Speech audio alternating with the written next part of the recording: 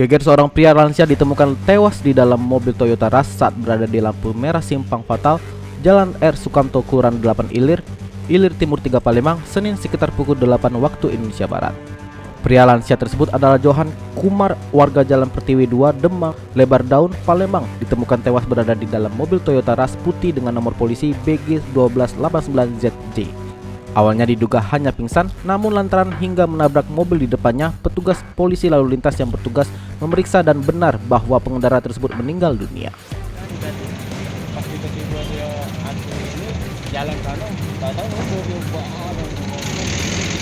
Berapa mobil Pak? Bertiga loh di depan ini.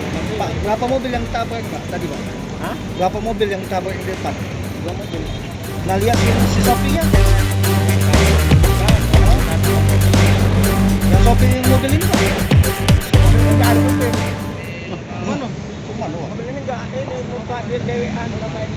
Iya lah, supir tuh waktu itu dalam keadaan apa? Masih sadar? Tidak bapak ini kan nggak ada supir pak bapak ini. Mau dewek dia. Dia bawa dewek. Oh iya, Mau dewek. Dia bawa dewek bapak ini. ya itu ada supir. Dia kondisi sudah meninggal tadi Pak?